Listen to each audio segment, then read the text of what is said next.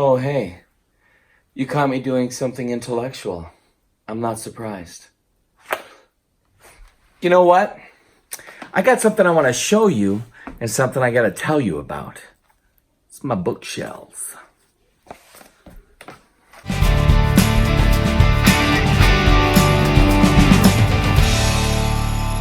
When I see a wall like this, I think to myself, you know what would make this wall look better?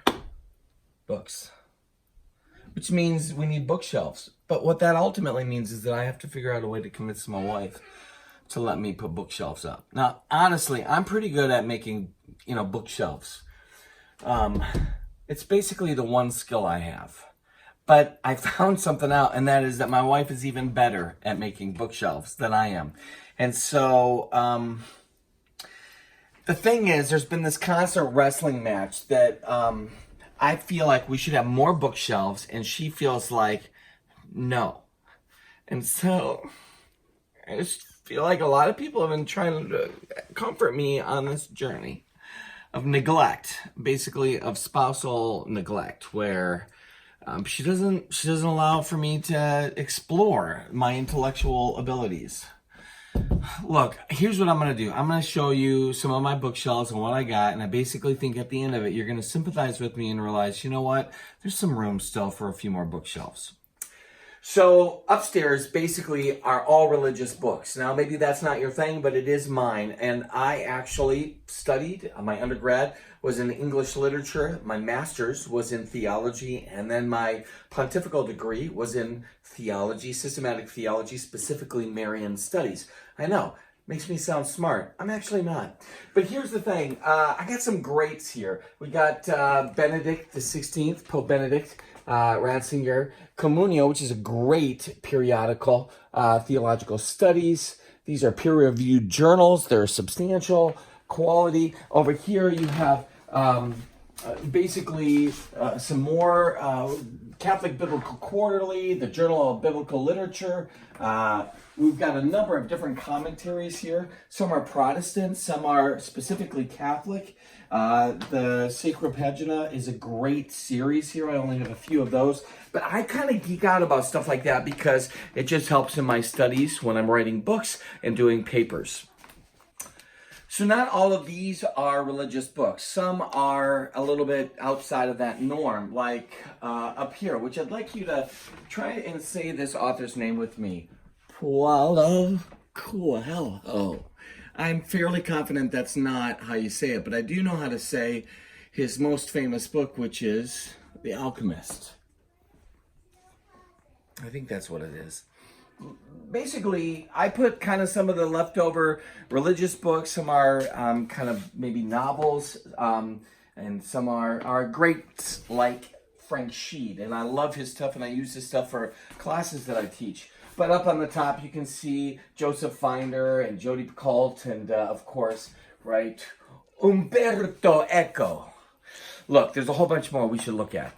This is a sad room for me, and here's the reason why. My wife wanted things to be even. So basically, she took off a bookshelf, a whole bookshelf went all along this wall and all along that wall. Basically, all of these are kind of the youth, young adult, kids books. And let's be honest, I'm the one who reads those too. So we're downstairs now, and this room has gone through great renovation. You can see some of those on the Happy Place Homestead, but this used to be wood on the wall. It's kind of old barnwood, chestnut, I think. And basically here are a whole bunch of great old books. The problem with this room is because of the fireplace, lots of dust, and basically we have to kind of do a regular cleaning here. This is where I keep a lot of great classics, things like the Hardy Boys, and there's Sherlock Holmes there, and basically the pulpit commentary. There's a whole bunch of cowboy books and a whole bunch of Native American books. Basically, it looks cool, and I wanted it to have a feel here. Right over here, though, are some pretty cool books. This is Michael O'Brien, and I've read a lot of his stuff over the years. He's been a really good writer. He publishes with Ignatius Press. David Manuel put out a 4-volume mystery set. I wish he did more, but that's all there is that I know of. Again, these are some religious books. Over here, this is kind of cool. These are books about books. I mean, yes, my addiction goes that far. There's some There's some really good stuff here. Sigrid Undstedt, Christian Lavransdatter, which is one of Linda's favorite books. Look, the long and the short of it is, you'll notice that all of these bookshelves have a similar feel. There's staining, there's a substance to it. They're usually pretty thick. And what has happened is that throughout the house, Linda has made sure that all of the bookshelves match the room and are stained properly. And I think that's very nice. It's usually not what I think about, but it's good. So I had some extra books, and finally Linda relented and let me have basically underneath the stairs. Basically, these are the Harry Potter books. Basically, the places that don't have a room of their own. So sad. They're not all Harry Potter books, but I'm just simply saying they're under the stairs. I think you know. But this is the great room. Like, there's some good stuff here. All of these bookshelves are pretty cool. Some were here when we bought the house. Some I added. They all look the same. They're all good. Now, none of these are really religious books. There's a lot of mystery books here. There's a lot of great classic writers. Ian Rankin's one of my favorites. We've got basically... here a bunch of books on running, because clearly when you look at me you think athlete. Over here are some of my favorites. Robert Ludlum, of course, classic thriller. Joe Nesbo. You got basically Dan Brown. Everybody loves Dan Brown, don't you? Right? Yeah, you probably all love Dan Brown. He's so theological. No. Dick Francis, one of my all-time favorites. Anyway, so I love this, but here's what's kind of cool too, is that over here, this is messy, okay? But it's where I keep Kenny Rogers. He likes it here because there's so many books, but all of these are books.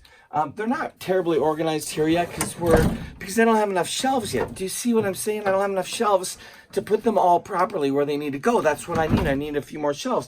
Like, there's space here for some shelves, probably right here. Maybe even some shelves around the top part of this pole. I'm just saying. But this is the best room. I went and saved the best for last. Basically, this is it right here. This is the office. I know it's messy. I know that. I see that. I see that too. Okay, but ultimately, it's all the good stuff. This is some deliciousness in here. Basically. You could just stare here. You could just look at the books for hours. I do that. Maybe you could do that too. I took in this closet. Why would we put clothes in there? No, it's for books. It's for some good books. These are great books in here. There's some awesome commentaries, Greek New Testament information, things that will help you do deeper research. There's all sorts of good, oh my, it's just so delicious. It's really good. It's good. Anyway, look, here's the truth. I have more books. My whole table is filled with them, and I bought some more today, and I need some room. So I would like it, if it's possible, that you could just send a little note to my wife that says, let Chris just have another wall. Just one more wall. That's all I want. Thanks for hanging out with me for my show and tell. So I'm on social media outside of the Happy Place Homestead. I do a lot of stuff with books, podcasts, book reviews, YouTube channel. If you look for the Bookaholic, B-O-O-K, aholic, right? One sometimes. Basically, that's my stuff. And you should find it on Instagram and Facebook and all that. So I'll see you there.